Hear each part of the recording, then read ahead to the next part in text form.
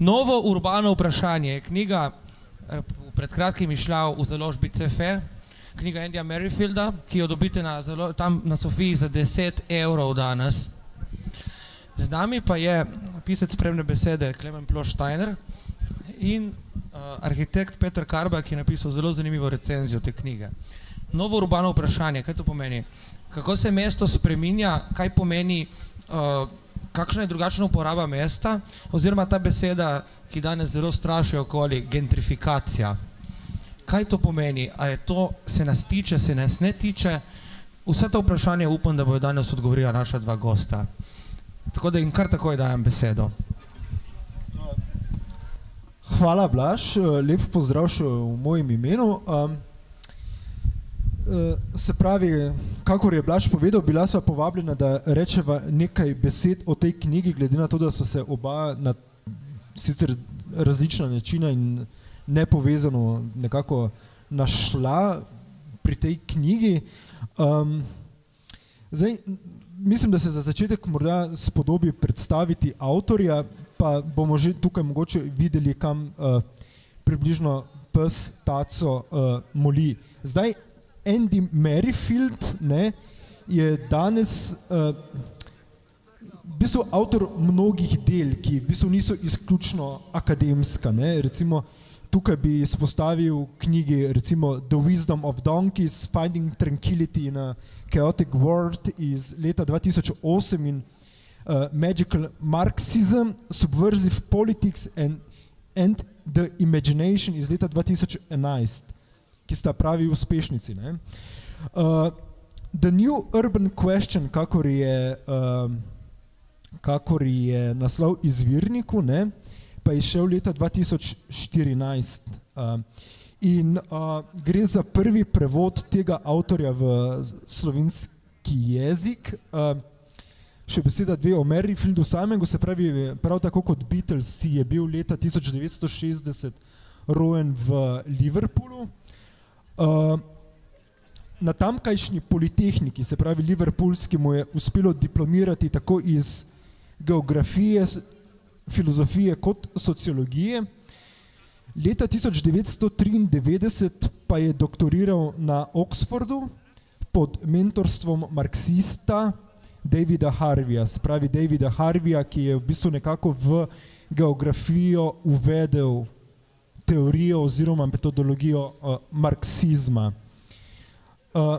Nekako bova s Klemnom začela nekoliko bolj splošno, pa bova tudi vmes se nekoliko bolj natančno dotaknila same knjige, zato ker se mi zdi, da o urbanem, novo urbano vprašanje, v bistvu lahko vprašanje samo za sebe, je pa tudi pač naslov te knjige. No, če smem prebrati, da bom natančen, Klemen, pozdravljen. Kaj za človeka, zanj osebno, no, pač kot nekega človeka, pomeni, da ne živi v Braniku, ampak živi v Novi Gorici. Da ne živi v Novi Gorici, ampak živi v Ljubljani, ne v Ljubljani, ampak v Londonu.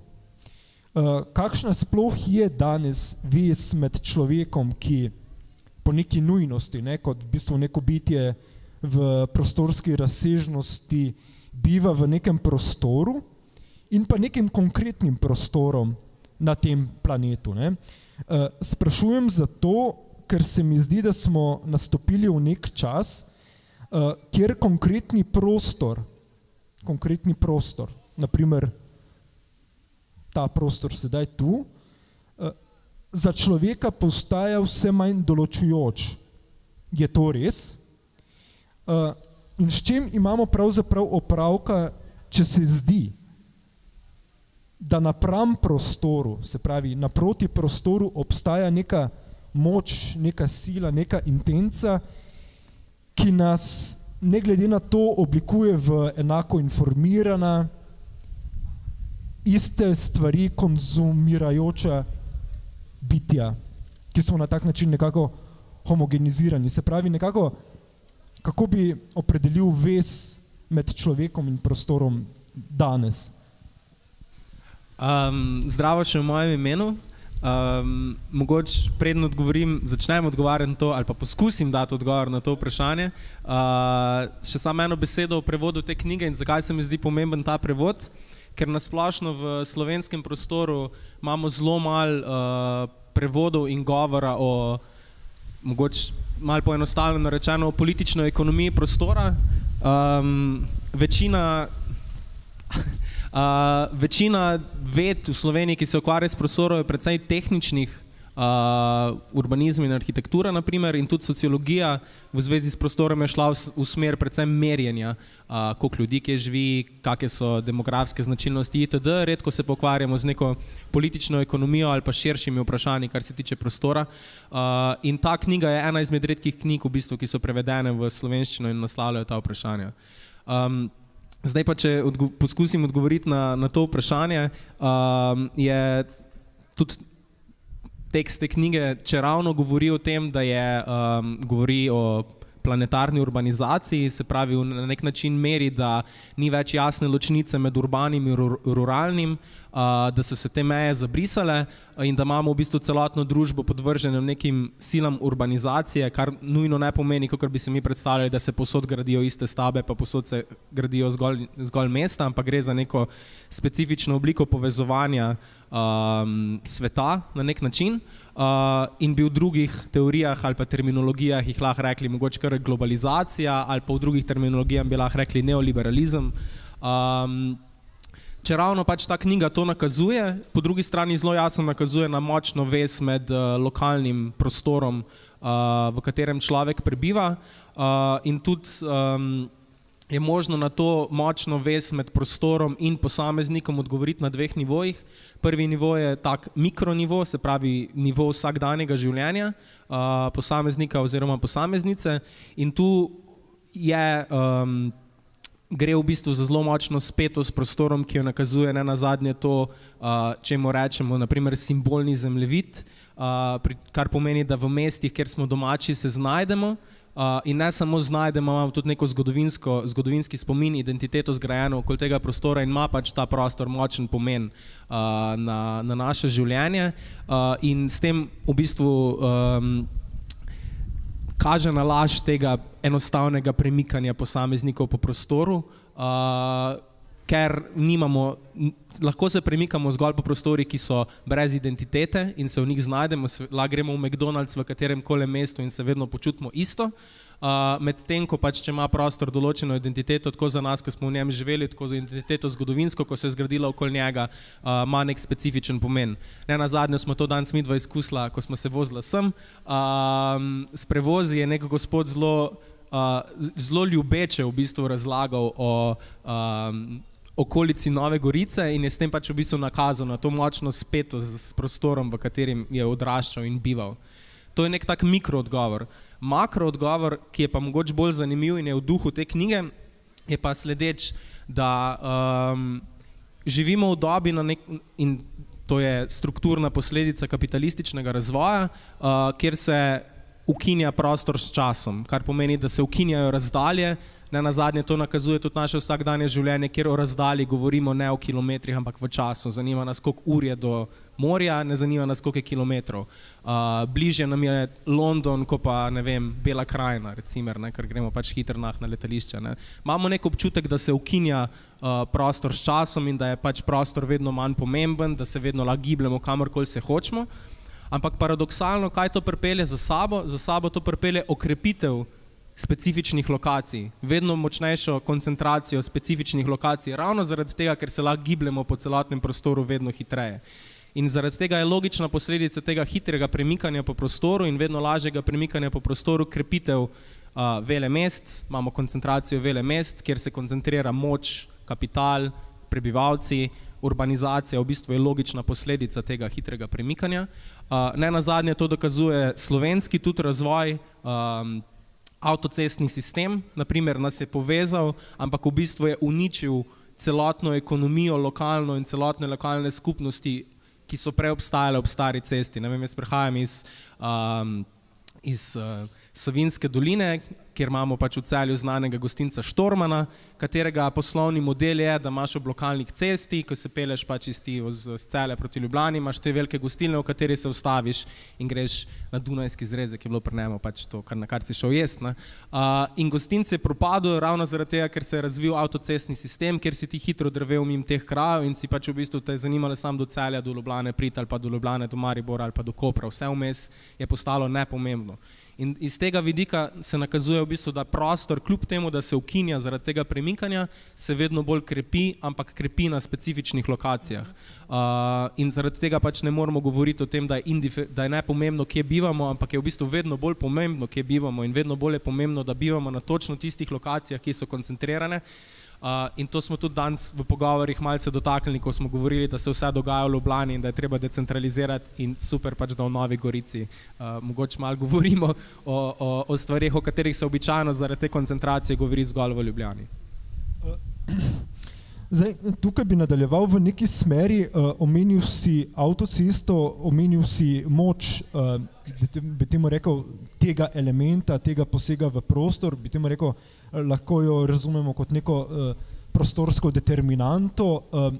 V skladu z tem slovensko javnost v zadnjem letu nekako buri vprašanje, zdaj, kako je tukaj to na nekem državnem nivoju potekalo in kako to poteka s strani oblasti, to urejanje prostora, o tem bova še tudi nekaj rekla, ampak nekako, da v bistvu morda skozi neke splošne teme, ki so javnosti blizu, skušava mogoče nekako razviti nek teoretski okvir. Kako razumeš aktualen proces umeščanja, bi temu rekel, Magne kot take, oziroma zdaj, kaj točno tukaj neka ta faznost pomeni, kaj pomeni lakirnica in tako dalje, v nek prostor, ki je hkrati prostor nekih prvovrstnih zemljišč, hkrati je pa tudi prostor ob avtocesti in prostor ob letališču. V bistvu, zdaj, pač v kakšnem načinu urejanja prostora se nahajamo?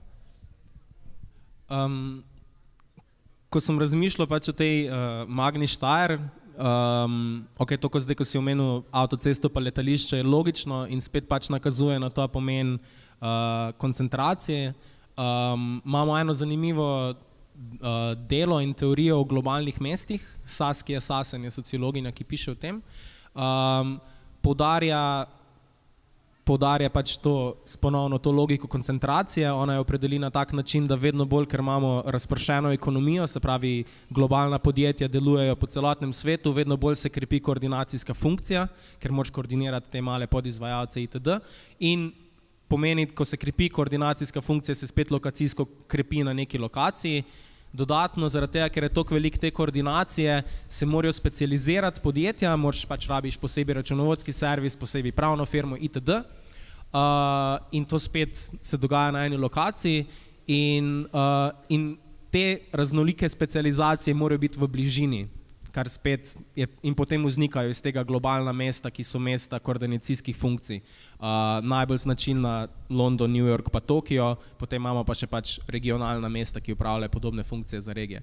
In vprašanje pri tej Magni Steyr je pač, mislim, če zdaj zelo naredimo tak nasilen odmik od tega in se poskušamo hkrati tudi približati, je to pač bližina prometnih poti, ki omogočajo pač v bistvu umeščanje v prostor, da imaš pač v bližini avtocesto in letališče. To pač ni zdaj nič neka taka najbolj pametna izjava.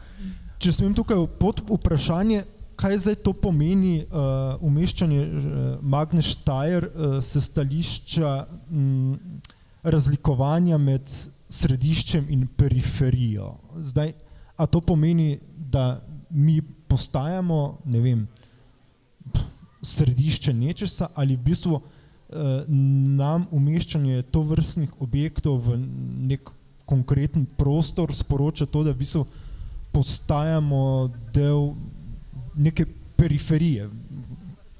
Kako razumeš to? Mislim pač, nič kaj dosti ne odstopa v bistvu od razvoja Slovenije, njenega pač razvojnega modela, ki je v bistvu model podizvajalca, ki dela za globalne trge, večinoma dela pol izdelke za globalne trge. In v bistvu pač periferija v bistvu zdaj pomeni industrializacija, mislim, različno od konteksta seveda, ne, bi lahko rekli, ampak center, če zdaj govorimo pač to neko urbano, ruralno, kakorkoli, ne, je center mesta je tisti del, odkoder izginjajo tovarne, ker je treba zrak očistiti, ker je treba dvigniti kakovost življenja za novi urbani srednji razred in za njegovo potrošnjo, medtem ko se pač pogoji njihovega bivanja in kakovostne potrošnje, se pravi produkcija, seli na nevidne lokacije, ki so oddaljene od teh centrov. Tukaj v tem primeru je pač spet čisto ena taka ekonomska logika za tem je, da se bodo tovarne gradile na zemljiščih, ki imajo, čeravno so to prvo vrsto kmetijska zemljišča, ki imajo nižjo vrednost, kar pa nakazuje na odkot izhaja vrednost zemljišč, o čemer tudi govori ta knjiga, ne izhaja iz njihove produktivnosti, ki je pač, ne vem, tudi če gledamo vrednost zemljišč, pa če pogledamo graf, ne vem, za Anglijo so narejeni od 18. stoletja naprej, vidimo, da so v 18. stoletju najvišjo vrednost imela kmetijska zemljišča, od tod je izhajala v bistvu bogatstvo te dežele in je izhajala iz produktivnosti te zemlje, se pravi, koliko pridelka lahko proizvedeš. S krepitvijo industrializacije se niža pomen teh zemljišč in krepi vrednost drugih zemljišč, ki izhaja iz njihove lokacijske vrednosti, se pravi, a so umeščena v centru mesta imajo večjo vrednost, če tudi zemljišče same po sebi nima nobene produktivne vrednosti. In tukaj se na nek način nakazuje, da pač vrednost zemljišča ni v njegovi produktivnosti, v njegovi sposobnosti, da proizvaja toliko pa toliko kakovostne hrane, ampak je v njegovi lokaciji, se pravi v bližini letališče in cesta in verjetno v neki logični upetosti v globalno verigo Magne Steyr, kjer ima pač neko logistiko iz tega izpeljana. Bi pa mogoče še sam en komentar dal, ko se mi zdi kar taka kakovostna provokacija za razmišljanje o prostoru in tega umeščanja, kjer ga lahko beremo ne samo negativno, ampak tudi pozitivno. V tem primeru smo imeli v bistvu razlastitev kmetov strani države, kar je relativno problematično, ampak po drugi strani pa spet ni, zaradi tega, ker kaže na neabsolutnost privatne lastnine. In zdi se mi, da dobro, da imamo to v mislih, da nakažemo, da v bistvu privatna lastnina ni absolutna in tudi ne nazadnje v slovenski ustavi imamo napisano, da je pač lastnina more opravljati specifične tudi družbene funkcije, družbeno-ekološko. Tukaj smo zdaj na nekem zelo zanimivem polju, v bistvu v katerem momentu država zna ali zmore v nekih neoliberalnih pogojih politične ekonomije pokazati svojo moč. Ne? Se pravi, nismo v tem, da bi danes država bila šibka, ne? Ampak je lahko v določenem kontekstu tudi zelo močna. Ne? In tukaj je pač ravno ta moč sprejemanja zakonov, ne? Še zmeraj določujoče. Pa če greva na naslednje vprašanje, tema tega festivala je mesto. Zdaj, seveda razumemo, ne, tukaj Nova Gorica ima neko specifično zgodovino glede tega, ampak vprašal bi pa te, na kak način lahko po tvojem danes še govorimo o mestu? Kaj natančno danes mesto predstavlja? Kaj ti v bistvu pač, ne vem, vsaj meni se zdi, ne, da se pri tem, ko skušamo razumeti, kaj bi naj mesto bilo, ga lahko beremo v bistvu kot neko zelo kompleksno stvar na sicer neke različne načine, ne vem, bodi si simbolno, metafizično, politično, materialno. In ni nujno, da se neka razumevanja, ki jih mi skozi to zanimanje nekako, bi temu rekel, konvergirajo, ampak se v bistvu bolj kot ne včasih celo razhajajo. Ne? Zdaj v bistvu, kaj zaprav sploh pomeni mesto in če se še smem v tem kontekstu obrniti nekako na očeta kritične urbane teorije, po neki francoski liniji, bo vam morda besedo o tem kasneje, ne? Kasneje, pomeni to, da ko Henry Lefebvre pravi, da danes več ne moremo govoriti o mestu, ampak lahko govorimo samo še o urbani družbi. Mislim, tukaj vlada precejšna zmeda znotraj literature, tudi jaz osebno nimam pač čist razjasnjene te terminologije, načeloma gre teza v to smer, da mesta ni več, da mesto je pač, mislim, nasplošno je že težko govoriti o mestu kot o neki splošni zgodovinski kontinuiteti, zaključenosti, zaradi tega, ker je pač mesto je bilo vedno drugačno in specifično, glede na, če izhajamo spet iz te teorije, glede na produkcijski način, v katerem je delovalo. Feudalno mesto je nekaj čist drugega, kar kapitalistično mesto. Po njegovi funkciji, po njegovem delovanju, po njegovem izgledu itd. Ampak ideja je pač o tem, da mesta nimamo več, ker so pač padle jasne meje, najbolj očitno z rušenjem srednjeveških zidov med ruralnim in urbanim predelom in se zaradi tega pač obrne interpretacija v to najprej v urbano, kjer so spet različne ideje, kaj bi naj to pomenilo, in potem kasneje v najbolj radikalni verziji v planetarno urbanizacijo, ki sem že prej omenil, kjer je pa v bistvu ideja to, da imamo v bistvu cel nek globalen sistem prepleten, neko mrežo, ki je vpeta v nek specifičen način produkcije. Tukaj grejo teze pol naprej v to smer in ta se mi zdi še najbolj zanimiva ali pa mogoče verodostojna, je ta, da imamo, in ko so te teze nastajale, to je bilo v 70-ih letih, kjer je dal Henri Lefebvre eno zanimivo tezo, da bo kapitalizem v 20. stoletju preživel zgolj in samo z zasedanjem in proizvajanjem prostora. In ta teza se mi zdi, in če izpeljemo naprej, je ta, da se pač ekonomija vedno manj temelji na tej klasični industrijski produkciji, ampak vedno bolj je utemeljena v produkciji, proizvajanju in zasedanju prostora. Kar se kaže v načinu razvoja mest, na kak način so mesta se razvijala, na kak način, kako vlogo ima gradbena industrija, kako vlogo ima finančna industrija, ki je močno speta z gradbeno industrijo. In iz tega vidika vidimo, da ni neke velike razlike med ruralnim in urbanim. Če ste iz manjših vasi, vidite, da se pač v vseh vaseh gradijo krožni prometi zaradi evropskih sredstev, ki jih pač dobivamo, in je očitno, da je pač neka ta zelo pomemben del lokalne ekonomije postaja vedno bolj gradnja prostora. In iz tega vidika ni jasne, kar se te neke ekonomski funkciji, ki je delila ruralno in urbano, kjer se imel ti urbano industrijsko produkcijo, ruralno kmetijsko in potem si imel pač nek cikl izmenjave blaga med tema dvema predelama, da vedno bolj se zamegljuje in povezano s to tezo in tudi s to tvojim vprašanjem je že tem, teza, s katero se na nek način lahko strinjamo, na nek način pa močno ne, da razpadajo razlike med centrom in periferijo, da nimamo več jasnih delov, kje je center in kjer je periferija, zaradi tega, ker periferija obstaja znotraj centra in center obstaja znotraj periferije. To je pač tukaj teza, mislim, meni ni čist verodostojna, ampak vseeno to je pač ta ideja v bistvu in zaradi tega zelo težko govorimo spet o mestu kot centru in vasi kot periferiji, zaradi tega, ker je lahko spet produkcija prostora na vaškem predelu ali pa, ne vem, land grabs so ena taka zelo očitna stvar, ki se dogaja v ruralnih, močno ruralnih predelih in so lahko zelo centralna v smislu ekonomskih svojih funkcij. In iz tega v bistvu je te ločnice ni več moč jasno potegniti in iz tega ideja, da mesto ne obstaja več.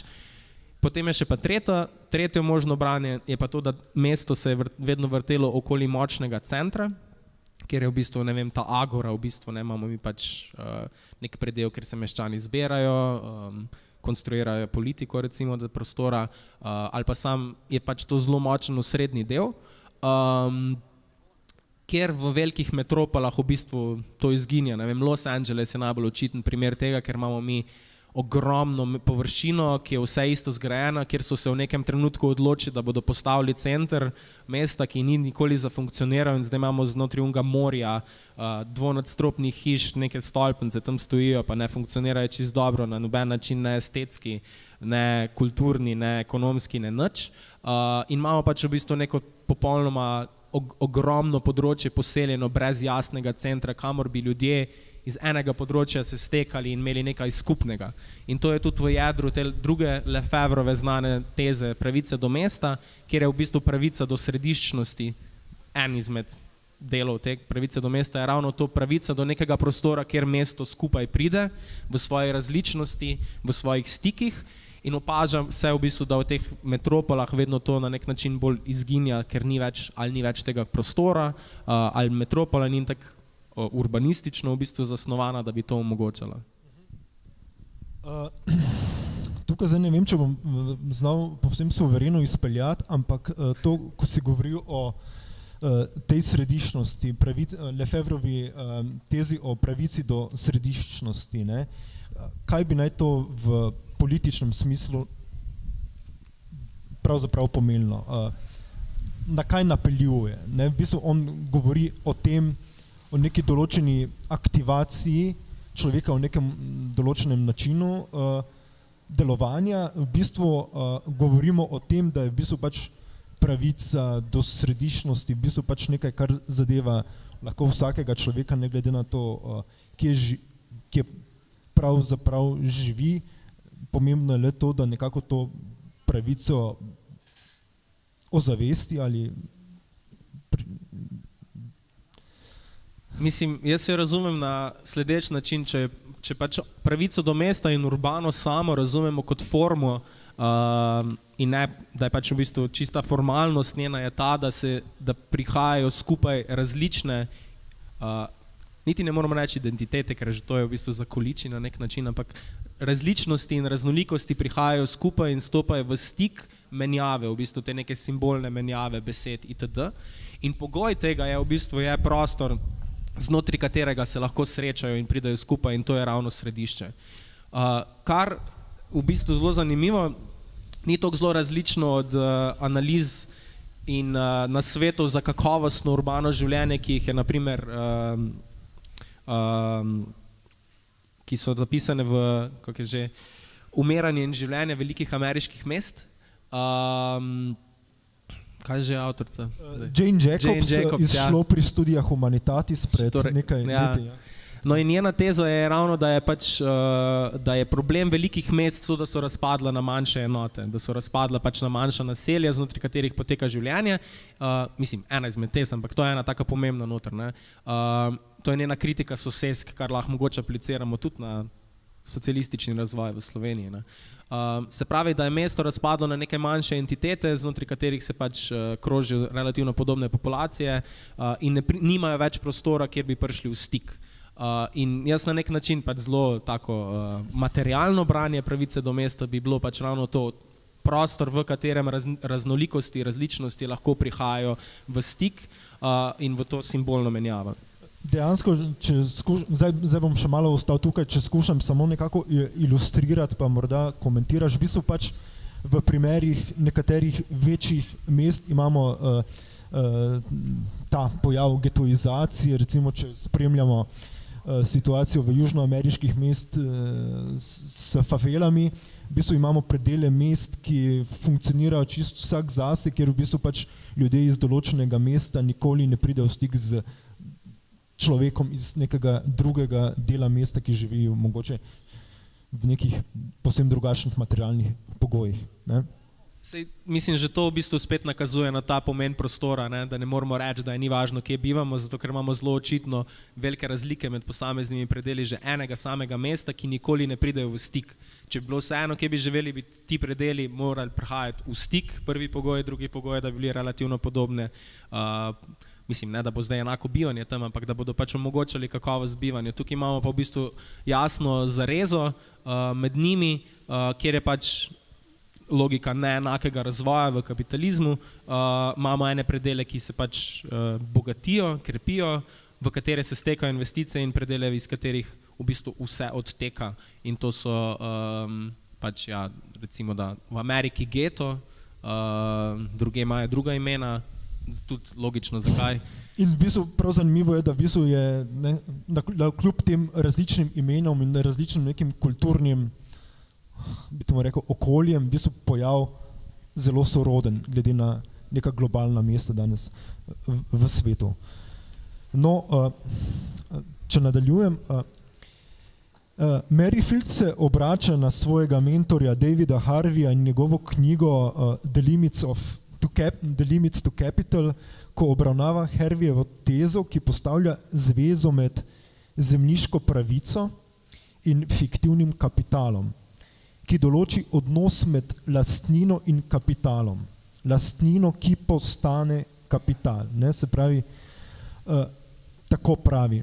Zemljiška pravica postane oblika fiktivnega kapitala in zemljiška renta kapitalizirana kot obresti nekega imaginarnega kapitala je dejansko vrednost zemljišč.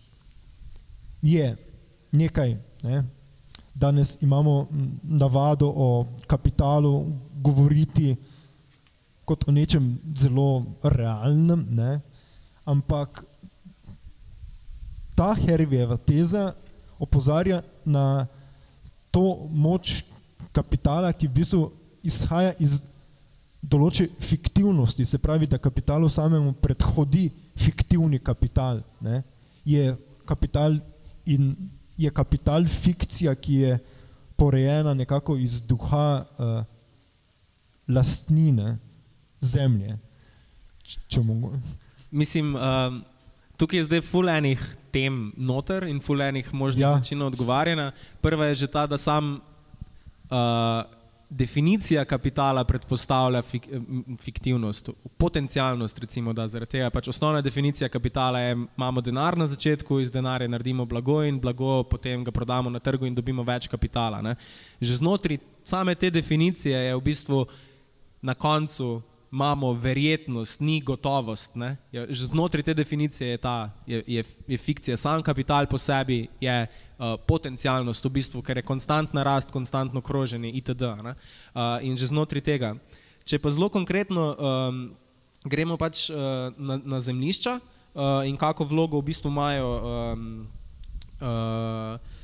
kako vlogo ima v bistvu zemljišče znotraj tega in zemljišče kot ta nek fiktivni kapital, je, da je vsaka vrednost parcele je v bistvu je špekulantska vrednost. Vsaka vrednost parcele predpostavlja prihodne dohodke, ki bodo iz nje izhajali.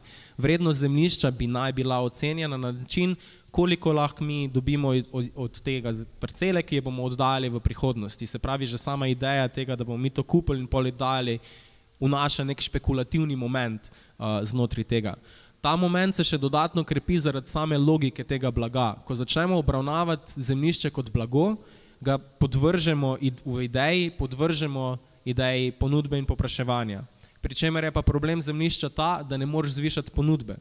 Zaradi tega, ker je število kvadratnih metrov te zemlje, še posebej na primernih lokacijah omejeno, ni možno zgraditi dodatne zemlje z izjemo pač, ne vem, Nizozemske, ko si pač s peskom zasipa in gradi veča svoj teritorij, kar so pač relativno nepomembne izjeme. Ampak načeloma je pač logika tega blaga je, da je prvič to, da je nemogoče ga je povečati in zaradi tega je nemogoče prilagajati ponudbo in povpraševanje, ne tako pri, ne vem, hlačah ali pa kakorkoli.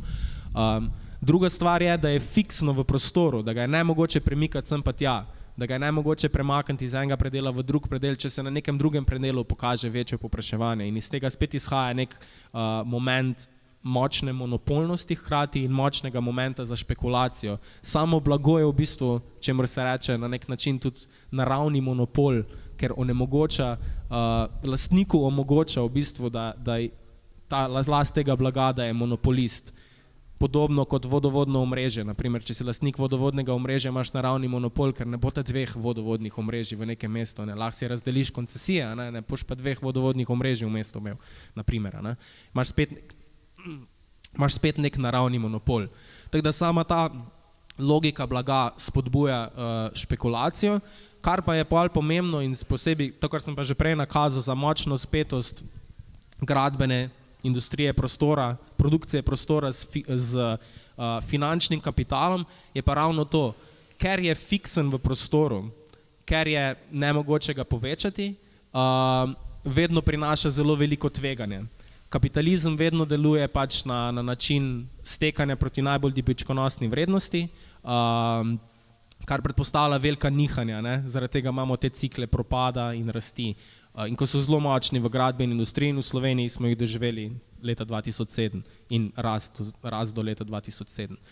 Ravno zaradi tega je velika tendenca, in logična tendenca je, da imamo, vedno ko imamo fiksnost, se vedno pojavi zraven velika likvidnost. Ta likvidnost se pa proizvede prek finančnega kapitala. Zaradi tega imamo vedno, ko v gradbeni industriji zelo močno povezano z finančno industrijo, zaradi tega, ker finančna industrija prinaša neko varnost iz te likvidnosti. Ne? Pač ti kupiš zemljišče, ko ga kupiš, pač imaš nek garantiran donos iz oddajanja, ti potem to prodaš naprej nekomu v obliki obveznice, naprimer, ne? Oni to pa, ne bom zdaj razlagal cele logike finančne industrije, ampak vedno se poizkuša iz te vrednosti, ki prihaja iz zemljišča, je čim bolj spremeniti v neke druge obveznice ali pa neke druge finančne inštrumente, ki potem krožijo po finančni industriji, ravno zaradi tega, te grožnje, da bo se devalvirala, ker je fiksna v lokaciji in se lahko v nekem trenutku propade pač tisto podjetje ali pa stanovanja, ki so gor. Ne nazadnje to dokazuje tudi slovenski primer. V Sloveniji je gradbena industrija močno utemeljena na zadolževanju, sicer ni bila utemeljena potem na razvoju finančne industrije, ampak če to spet nakazuje, če pogledate na DUTB-ju razporeditev posojil, slabih posojil, ki so pač bila prenešena na DUTB in 1/3 njihove vrednosti in 1/3 njihovega števila izhaja iz gradbene industrije. Kar imamo nek slovenski primer te močne spetosti med finančno industrijo in gradbeno industrijo oziroma produkcije prostora, ki je v bistvu logična posledica, strukturna posledica v bistvu, na kak način delujejo zemljiški trgi in kako vlogo imajo. Pri produkciji prostora sociologija je razvila neko ime za nek pojav, ki mu pravimo gentrifikacija. Zdaj, navadno se to povezuje z olepševanjem mesta, z obogatitvijo storitev, ki se v določenem mestu ali pa v določenem predelu mesta pojavi, ampak v spremni besedi si zapisal, če nekako povzamem, da gentrifikacija ni zgolj proces kulturne prenove mesta ali zamenjave prebivalstva, se pravi izseljevanje, naprimer, revnejših ljudi z bogatejšimi, ne? Ampak je predvsem spreminjanje rabe zemljišča. Rentno vrzel med trenutno rabo in potencialno, o čemer sva že govorila, bolj dobičkonosno zapolni očiščenje neprimerne sedanjosti in investicija v bolj produktivno prihodnost. Kako bi v luči kritične urbane teorije razložil koncept rente v kapitalističnih produkcijskih odnosih in kako je ravno pojem rente ključen za razumevanje tega, kar je gentrifikacija? Se pravi, skušamo govoriti o gentrifikaciji skozi pojem rente, ne skozi to, da v bistvu pač olepšujemo mesta. Zdaj, renta enostavno pomeni pač dohodek, ki izhaja iz posesti določenega redkega blaga. V tem primeru, kot sem že prej opisal, sama logika zemlje, v bistvu je sama po sebi je redko blago in njena posest omogoča pridobivanje rente. Prej sem že nakazal tudi, da je ta renta ne izhaja iz produktivnosti te zemlje, ampak predvsem iz njene lokacije. Kar pa pomeni, da lastnik določenega zemljišča, vrednost tega zemljišča in najemnino, ki jo bo lahko poberal, se pravi rento, ki jo bo z nje dobival, ne izhaja iz vloženega dela kapitala lastnika tega zemljišča, ampak predvsem iz vloženega dela kapitala odnosov v okolici tega zemljišča. Se pravi, to, kar je renta, je v bistvu produkt, kolektivni produkt celotne skupnosti, ki biva okoli. kot je pač zelo očitno, ne vem, mestno središče je zanimivo, mislim, stanovanje v mestnem središču ni zanimivo zato, ker je to stanovanje nekaj posebnega, ampak zato, ker je v mestnem središču, ker se tam pač stvari dogajajo, ker je lepo, ker ima simbolno vrednost itd. Še bolj očitni primeri tega so, ko se pač, ne vem, ena taka zanimiva stvar, ko sem jo prebral, nek brazilski milijarder, seveda se ne bom zdaj imena spomnil, je zaslužil $1 milijard s tem, ker je pač kupil zemljišča v 80-ih v nekem pač predelu in potem so se olimpijske igre gradile tam, mislim, olimpijska vas itd. In v njegovi okolici in kar naenkrat je vrednost zemljišč zrasla, ne da bi ta posameznik kaj naredil, kar je spet pač posledica neke te kolektivne produkcije celotne družbe. In to je v bistvu ta zanimivost te rente in kje tukaj noter pride zdaj gentrifikacija in to je pač, so različne teorije gentrifikacije, to je ta ena izmed bolj znanih od Neila Smitha, ki govori o rentni vrzeli. To nakratko in zelo nakratko opisano pomeni, da trenutna raba prostora ne odraža trenutna raba prostora ne odraža pač vrednosti tega zemljišča, na kratko rečeno. Se pravi, imamo mi v nekem mestnem predelu oddajamo stanovanje, oddajamo ga revnejši družini za €100, recimo, ker naenkrat se pač, mislim, tu ne bomo zdaj razlagali celotne kulturne produkcije, ker o tem bomo verjetno kasneje poslušali na naslednjem pogovoru, ampak ko se pač kulturna produkcija okrepi, pa produkcija okolj, se dviguje vrednost zemljišča tega, potencialna renta, ki bi lahko bila iz njega izvlečena, ampak še vedno ga oddajamo za €100 revni družini. Ker naenkrat se pojavi pač možnost, da bi ga lahko oddali po višji ceni, če bi to stavbo podrli in zgradili bolj luksuzna stanovanja in to je ta rentna vrzel, se pravi, trenutno jo dajemo po 100, glede na to, kaj se dogaja v okolici in rento, ki jo lahko potegnemo iz tega, je pa ne vem, €500 zdaj lahko. In to gentrifikacijo sproži v bistvu in to, da se investitorji začnejo zanimati za poseganje v ta prostor, je ravno to, da mi lahko zdaj dobimo ta stanovanja in bolje izkoristimo njihov potencial, na kratko rečeno. Tako, seveda je pa tudi ta moment okolja, ne, zmeraj same parcele tukaj zmeraj prisoten, se pravi, v primeru, ko vidiš, da če si kot najemodajalec in so vsi tvoji in so najemodajalci v tvoji neposredni soseščini dvignili najemnine, ni vrag, da ne boš je tudi ti in v bistvu družino, ki si je prej lahko privoščila najemnino za €100 in si je več ne bo mogla privoščiti za €200, enostavno pognal čez prag. Ja. Sej zato je pač teza Neila Smitha potem, da gre v bistvu za zamenjavo populacije iz se pravi delavskih sosesk, dobivamo te nove soseske za novi urbani srednji razred, Starbucksi. Ko sem se po Ljubljani sprehajal z neko Nemko, pa smo šla mimo ene gostilne, je rekla Brooklynization of everything, ker je pač bilo isto kot v Brooklynu, neki kafiči tam. Imamo pa v bistvu nek nov moment, ki pa še bolj nakazuje na to špekulativnost. Če Neil Smith govori o rentni vrzeli kot tej neki zelo izračunani in dejanski, imamo potem avtorja, ki je napisal knjigo Neoliberal City, Hackworth se piše, ki govori pa, da imamo pač novo obliko rentne vrzeli, kjer ni več razkorak med cenami dejanski, ampak je špekulativni, da ni raba trenutnega prostora nekakovostna ali pa nedobičkonosna, ampak se predpostavlja, da bi lahko bila še boljša.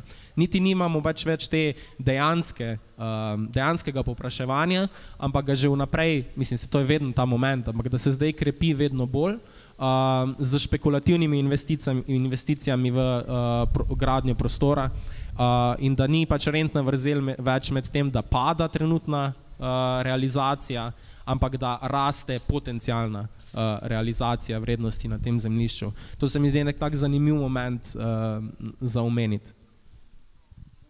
Hvala. Zdaj bova skušala morda v bistvu iz tega nekega, prišla sva precej strogo v neko teorijo. ne moremo reči, da se ne dotikava knjige, ampak mogoče, da se nekako vrneva. No? Naslov knjige Novo urbano vprašanje in pa pojem neohausmanizacije, ki ga Andy Merrifield uvede v tej knjigi in ga seveda tudi razloži, ima nek svoj zgodovinski koren, če temu lahko rečemo. Ne? Se pravi, novo urbano vprašanje se navezuje na urbano vprašanje Manuela Castellsa, se pravi eno nekako ključnih knjig, ne, v teoriji urbanosti, in pa na Walterja Benjamina, ki je v 19. stoletju govoril o Haussmannovi prenovi Pariza. Bi morda mogoče lahko povedal v bistvu, zakaj pri tem Merrifieldovem pisanju gre, v čem je zdaj razlika med novim urbanim vprašanjem in urbanim vprašanjem Castellsa in pa neohausmanizacijo napram Benjaminovi hausmanizaciji, če... Ja, najprej mogoče na Osmana, kjer se mogoče bolj kot na Benjamina navezuje na Engelsa, ker Friedrich Engels tudi zapiše eno in v bistvu zelo ujame v stanovanjskem vprašanju zelo ujame, kaj je Osman v bistvu, ali pa mogoče najprej povemo, kaj je Osman naredil. Baron Osman je bil v drugi polovici 19. stoletja ključen urbanist prenove Pariza, ja, kjer smo dobili to podobo Pariza, ki je zdaj vsi poznamo, dolge bulivarje, avenije, ravne črte. Pričemer so te ravne črte v bistvu ravne črte med vojašnicami in delavskimi sosedskami, zato da bi v bistvu transport vojakov iz vojašnic proti delavskim naseljem, ki so bila prepoznana in so se jih bali kot torišča upora, čim lažja in čim hitrejša. Toliko še malo. Točno to je, pač v bistvu poanta je bila znebiti se nevarnih razredov iz centra Pariza, kjer so živeli v zelo pač nekakovostnih pogojih, pač v bistvu slami so bili, ampak so bile pač take ulice kratke in so zelo omogočale gverilsko bojevanje in zato so naredili ravne ulice, da se lahko vojska po njih premika. Ok, ja. Kaj? Se mi dva imamo še samo potem eno zaključno vprašanje, pa bo... A ja, bo daš? No, ne se pustiti motiti, bova v pravem trenutku zaključile. No ja, pač v bistvu gre za prenovo, ki je tako v bistvu se znebiti nevarnih razredov, omogočiti, da pridejo bogatejši in da se takrat dobimo tega sprehajalca po mestu, ki gleda izložbe in nakupuje, tega flanerja znanega. Mogoče naša mala zmaga je, da kljub teh velikim ulicam je bila pol 1871 pariška komuna in so zelo uspešno barikadirali te dolge ravne ulice in vojski preprečiti dostop. Kakorkoli, pač to podobno logiko potem se prenese v sodobnejši čas z izrazom neoosmanizacija, ki je pač isti proces, ne? Znebiti se nevarnih razredov iz predelov, kjer jih nočemo imeti, ker ne odražajo v bistvu vrednosti tega zemljišča, ta proces, ki sem ga že prej opisal, se pravi nizke najemnine delavcev ne odražajo v bistvu vrednosti tega prostora. In razlika je pa ta, da gre zdaj za globalni fenomen, predtem je bil pa v bistvu omejen na lokalno finančno industrijo, investicijsko logiko. Zdaj pač imamo, ne vem, kitajski investitorji zelo radi kupujejo stanovanja v New Yorku, Londonu, baje tudi v Ljubljani, tako sem včeraj slišal. Pač imamo to globalno logiko celotnega tega sistema. So še druge razlike, ampak ok, zdaj povemo samo to. Se pravi, urbano vprašanje, novo urbano vprašanje... A to moram zdaj full hiter tu odstrelati? Ne, morda pa ne, morda naj bo to napotilo bralcem, da raziskujejo sami. Samo še na en aspekt knjige bi se mi zdelo zelo na kratko nujno opozoriti. Bi tomu rekel, Merrifieldovo pisanje zelo nekako moli iz v bistvu neke te akademske strogosti. Ne zdi se, da je v bistvu potem tekst, če ga zberemo v tem oziru zelo, ne vem, koherenten, prej lahko pričakujemo neko prostodušnost ali pa celo površnost. Zdaj, ali gre tukaj pri Merrifieldu za neko določeno naivnost, ali se ti zdi, da v bistvu ima ta potencial takšnega pisanja nek drug namen, nek drugačen namen. V bistvu pač, če se navezujem na nek nedaven pogovor med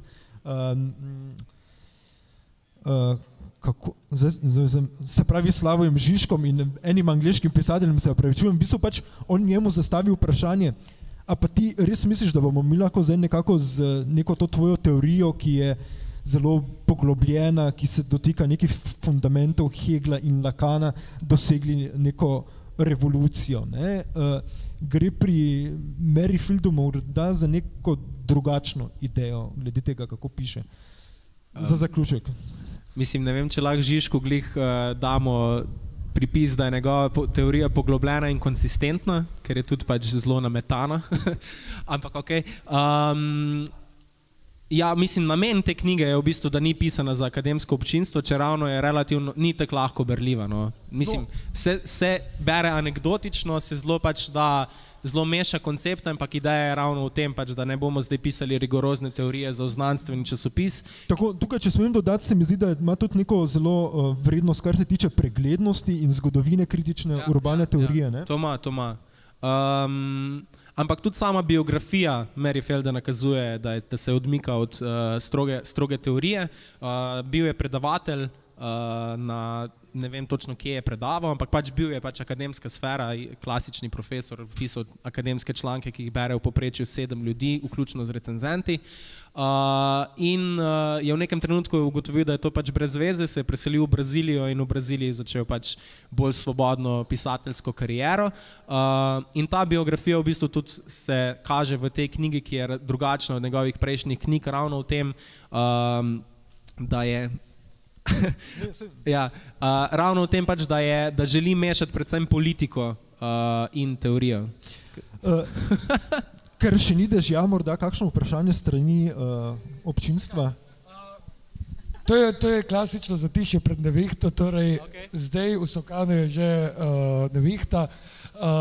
Jaz prosim, hvala Klemenu, hvala Petre, res da ste se uspeli v takem vremenu zadržati toliko ljudi. To je bilo neverjetno.